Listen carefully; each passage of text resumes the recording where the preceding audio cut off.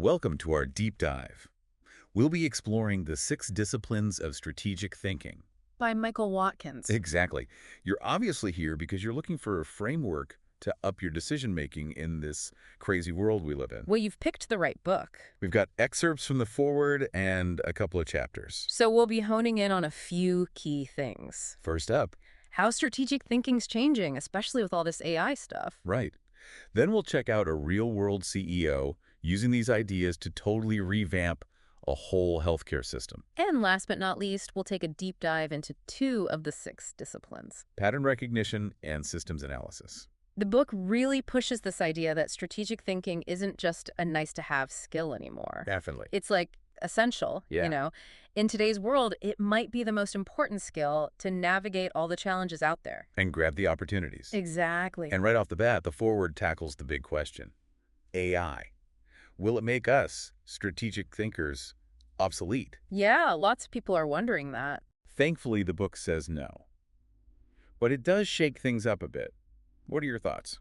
It's interesting. AI doesn't replace strategic thinking. It actually boosts it. Think of it like a super tool. Okay. It helps you crunch info and spot patterns way faster than we ever could. But we're still the ones calling the shots. Exactly. You still need that human judgment to look at the data and make the right decisions. So it's like having a fancy calculator. That's a great analogy. It's super useful, sure, but you still got to know what equations to put in. Right. So AI helps us see those patterns, Yeah. but we have to figure out what they actually mean. Exactly. And the book has this awesome case study about Gene Woods. The CEO who transformed Atrium Health. It's a perfect example of strategic thinking in action. This story's really the heart of the book. Woods takes over Carolina's healthcare system. Which later becomes Atrium Health. Right.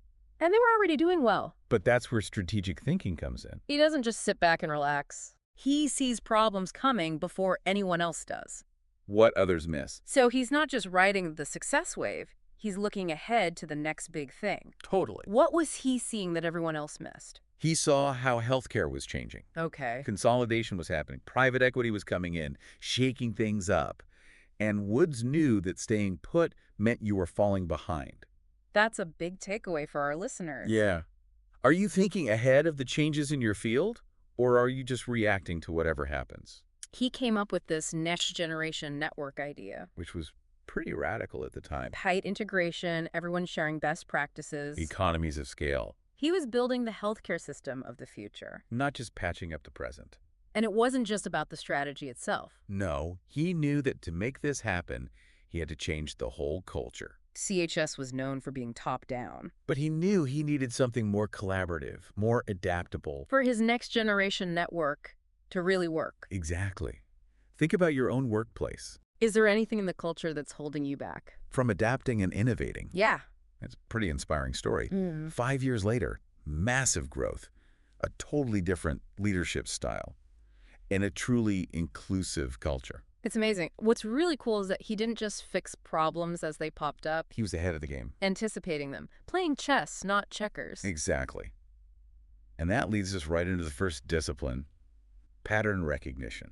All about spotting the important trends and connections. And all that data we're bombarded with every day. Like separating the signal from the noise. Woods was a master at that. For sure. The book uses this chess grandmaster analogy. Oh, yeah. They see things on the board that us regular folks just don't. It's like they're playing a totally different game. And now with AI, pattern recognition is on a whole other level. Think about Deep Blue beating Kasparov. Or AlphaGo dominating Go. These AI systems are sifting through mountains of data. Finding those patterns we might never see. It's pretty mind-blowing. It is. It's also a little scary. I mean, if AI can do this so well, Right. does that mean we humans are kind of less important? What happens to our own pattern recognition skills? Exactly. That's a great question. And the book tackles it head on. Good. It says AI is actually enhancing our pattern recognition. Not replacing it. Right. AI can process so much information so fast. But it still needs us to guide it. Ask the right questions. Yeah. And make sense of what it finds. So it's about finding that balance. Between using AI's power and sharpening our own critical thinking. Exactly. And that's where the book gets really insightful. It talks about our human limitations when it comes to pattern recognition. You can't see everything. And we have these biases that distort our perception biases. Like we only see what we want to see, or make assumptions without having all the facts. Exactly. The book dives into specific ones, like confirmation bias. Oh, yeah, where we only focus on info that backs up what we already believe. And anchoring bias. Where we latch on to the first thing we hear, even if it's wrong. Right. These are mental traps. That can make us miss crucial patterns. Or misinterpret what we do see. Have you ever made a decision based on gut feeling and it turned out to be a bad call? Oh, yeah. Maybe one of these biases was at play. It's a good point. We have to be aware of these biases. And work to overcome them. For sure. How do we actually do that? How can we get better at this whole pattern recognition thing? The book gets very practical here, offering some real advice. Yeah. First, it says you gotta immerse yourself in your field. Okay. The more you know. The better you'll spot those important patterns. Think about learning a new language. It's so much easier when you're living in that country, surrounded by it. Makes sense. You're constantly exposed to the little nuances, the patterns. It's about getting that deep familiarity, that intuitive understanding. Got it. The book also says you should look at different information sources, Okay. not just the same old stuff. So like industry reports, conferences, talking to people outside your usual circle. All that. It helps you broaden your perspective and question your assumptions. And finally, feedback. Especially from people who see things differently than you. It helps you find those blind spots and refine your thinking. It's all about pushing yourself to see things from different angles, to question your assumptions, to be open to new information. The book even quotes Fred Smith, the founder of FedEx. He talked about how important it is to assimilate information from lots of different disciplines. To see opportunities that others miss. That's a powerful idea. It's not just about being an expert in your little niche. It's about connecting the dots. Between things that seem totally unrelated. That's where the real innovation comes from. So, for everyone listening, think about how you're approaching this whole pattern recognition thing. Are you going with your gut too much? Are you stuck in an information rut? Are you actually seeking feedback from people who might disagree with you? These are things you can control. And improve on. Okay, so let's move on to the next discipline. Systems analysis. This one's all about understanding how things connect. Not just looking at the pieces individually. Right. It's a must-have skill. For anyone who wants to make a difference. Whether you're leading a team, starting a business. Or even just trying to figure out your own life. Exactly. It's like seeing the whole forest. Not just a single tree. Understanding how it all fits together. The book uses a great example. Oh yeah, the Ever Given. That ship stuck in the Suez Canal. That was Systems Thinking 101. Or maybe systems thinking gone wrong. It showed how one little mistake, one tiny error, can have a domino effect. Especially in a system like global trade. And cause huge problems. It was a wake-up call for so many businesses. Showing just how fragile things are. Our global supply chains. What's crazy is, analysts had predicted this kind of thing could happen. They knew the system had weaknesses. But nobody really did anything about it. That's a key point here. Systems analysis isn't just knowing how things work. It's about seeing the risks. The vulnerabilities. Asking yourself, what if this part fails? What happens then? How can I prevent that from happening? Exactly. Think about your own work. Or your personal life. What are you absolutely dependent on? What if that disappeared tomorrow? That's what systems analysis helps you with. It makes me think of the pandemic. Oh, yeah. Some businesses just adapted so much better than others. The ones who understood how the global economy works. How COVID would affect different industries. They were the ones who thrived. It wasn't just luck. It was about understanding the system. And anticipating what would happen. Right. So how can we actually apply this? It all sounds a bit theoretical when we talk about global trade and pandemics. How do we make this systems analysis thing more practical? Start small. Think about the systems you're already in. Every single day. Could be your team at work. Your family. Your community. Even your own habits. Start by asking, what are the essential parts? How do they interact? What's the overall goal? It's like making a map. Figuring out the lay of the land. Before you make any moves. Exactly. Yeah. Once you get that, you can start finding those leverage points. Those spots where a small tweak can make a big difference. It's not about controlling everything. It's about focusing your energy where it matters most. Right. The book uses a car engine as an analogy. Oh, yeah. A tiny adjustment to the timing can change everything. Huge difference. And it's the same for organizations. Teams. Even personal goals. Find those key spots. Where you can get the most impact. I'm seeing how this connects back to pattern recognition. Yeah. You have to see the patterns to find those leverage points. That's a great point. They go hand in hand. And to really understand systems, we have to talk about feedback loops. Right. These cycles where an action creates a result, Which then leads to more actions. like a thermostat. Perfect example. It keeps the temperature stable. By adjusting the heat or AC based on the feedback. Exactly. That's a stabilizing feedback loop. Got it. But they're all also reinforcing loops, Yeah, okay. where the action just keeps amplifying the result. Leading to growth or decline. Think about things going viral on social media. The more shares, The more it spreads. it just keeps feeding itself. So it's about understanding not just the individual pieces, But how they all work together. over time. The book also talks about some things to watch out for. Yeah, systems can get pretty complex, One thing is nonlinearity. where cause and effect aren't so straightforward. Small actions can have big consequences, And vice versa. like hitting the gas in a car, A little pressure, you speed up slowly, but slam on the gas, you might lose control. or slamming the brakes too hard. You could skid out. So for a business, a small change, like raising prices a little, Could backfire. big time, And then there are tipping points. where the system suddenly changes. Permanently. Climate change is a classic example, The planet's been slowly warming. but at some point, there's no going back. It's like the straw that breaks the camel's back. Things seem fine, And then boom, everything's different. and this happens in companies too, right? All the time. Things change gradually, People resist. but then a tipping point hits, All that resistance crumbles. and the whole company transforms. Sometimes in ways you'd never expect. Systems analysis helps us understand this. So we can be ready. It's not just about understanding It's about being able to adapt. as the system changes. The book gives this framework for creating organizations that can adapt. It talks about 4 subsystems. Threat detection, crisis response, learning from experience, and opportunity recognition. It's like a cycle of constant improvement, You're always looking for threats, responding to crises, learning from your mistakes. and finding new opportunities. It's very proactive. Dynamic, And the key is making sure these subsystems work together. seamlessly. They got to be aligned to create a truly adaptable company. Okay, so for everyone listening, here's the main point. Start by mapping out the systems you're in. See how they There's connect those leverage points. and the potential tipping point. How can you make those systems more resilient? It's not about being in control of everything It's about understanding how things work and making strategic choices to shape those dynamics. so the better. Systems thinking is powerful, And you can start using it today. no matter what you do. It's amazing how all these disciplines are connected. Mm, Pattern recognition helps you see those trends. right. Systems analysis, you see how things fit together. And then you got to be flexible. Adapt as things change. The next one, visioning. That's where it gets really interesting. It is. Taking all those insights Yeah. and turning them into a clear vision for the future. Visioning is so powerful for leaders. Why is that?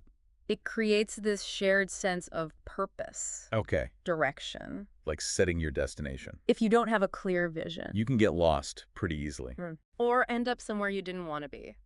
The book quotes Troy Taylor. A former exec at Johnson & Johnson. He said, visioning helps everyone understand 3 key things. Where you want to go, How to get there. and what it'll be like when you arrive. It's like painting a picture So vivid that everyone can see themselves in it. and feel inspired to make it happen. It's not just setting goals. It's creating a shared purpose. That motivates everyone. And in today's world, where everything's changing so fast, Having that direction is more important than ever. it's the difference between reacting to things. And shaping your own future. Exactly. The book says a strong vision needs to strike a balance. Between ambition and being realistic. It's got to be something you aspire to, something that pushes you. But it also has to be grounded.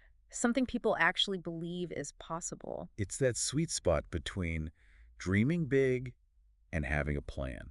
Like those BHAs. Big, hairy, audacious goals. From that Built to Last book. Thinking big, Yeah. bold, going for something huge. That's what visioning is all about. Think about Kennedy's challenge. To put a man on the moon. Before the end of the decade. That was a BHAG. For sure. Audacious. Seemed impossible. But it captured everyone's imagination. And sparked all this innovation. Think about the challenges you're facing. Are you setting BHDs for yourself? Are you thinking big enough? It's a reminder that we can do so much more than we think we can. But it's not just about having the vision You got to communicate it in a way that inspires people. to join you. The book talks about powerful simplification. When you're communicating your vision, It's about making complex things simple. clear, concise, Mm, memorable, so everyone understands. and gets on board. Yeah, It's like finding the heart of your vision. that core message. And stories are such a powerful way to do that. Everyone loves a good story. A well-told story brings your vision to life. Way better than data or bullet points. Stories connect with us emotionally. They make ideas stick. The book talks about using metaphors and analogies Finding the right images and words. to capture the essence of what you're trying to do Make it resonate. on an emotional level. Not just intellectual. And it's not a one-time thing. Yeah. You have to keep reinforcing it Repeating the key messages in different ways. through different channels. Repetition is key. Helps the message sink in. Become part of the culture. But ultimately, actions matter more than words. You have to walk the walk. Make decisions that support the vision. Put your money where your mouth is. It shows you're serious. Not just talking the talk.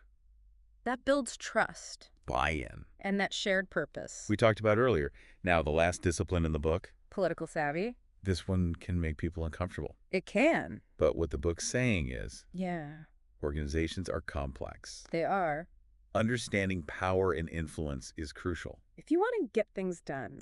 It's not about being manipulative No. or playing games. It's about navigating those complexities. Building alliances Influencing decisions. to make your vision happen. It's about knowing the unwritten rules. So you can play the game strategically. The book has this case study. Okay. An executive at Van Horn Foods. What happened? She had to figure out how marketing decisions were made. In the EMEA region. Seems simple enough. But it wasn't. She found herself in a political mess. Competing interests, power struggles, hidden agendas. All that stuff. It's like doing recon before a battle. You gotta know the terrain. Your allies. Your threats. And then you plan your attack. Your influence strategy. The book gives you a bunch of tools for that. From consulting and framing. To more assertive tactics. Social pressure. Action-forcing events. It's about choosing the right tool. For the job. Sounds like you need a lot of emotional intelligence. You do. Reading people. Understanding what makes them tick. Building rapport. Empathy. Finding common ground. The book even has this exercise. The perceptual positions exercise. Tell me more. You shift your perspective Okay. between three positions. Okay. Your own view, the other person's view. And a neutral view. It's like walking in someone else's shoes. Seeing things from their side. And then taking a step back, To see the whole picture. it helps you really understand the situation, And the people involved. which is crucial for navigating those political waters. It's like having that 360-degree view. Yeah. So everyone listening, here's the takeaway. Politics are everywhere. In every organization, It's not about being sneaky, it's about being strategic understanding the game. and having the skills to influence decisions. And it all comes back to those core disciplines. We talked about earlier. Pattern recognition, Systems analysis. mental agility, Structured problem solving. visioning. Political savvy ties it all together. Helps you deal with the mess of organizational life. And achieve your goals This has been a great deep dive. into the 6 disciplines of strategic thinking. We've covered a lot But the real learning starts when you actually use these ideas. out there in the world. Remember, strategic thinking is a skill. And like any skill, it takes practice, The book talks about 3 things. endowment, Experience. and exercise. Endowment is your natural talent. Experience is what you learn along the way. And exercise is putting in the work to get better. The point is, you can influence all three. You can't change your natural abilities. But you can learn from your mistakes. And you can choose to actively practice. It means we're not just stuck with what we've got. We have the power to change our own future. This deep dive has given you the tools to get started. Now it's your turn to use them Thanks for joining us. on this deep dive into strategic thinking.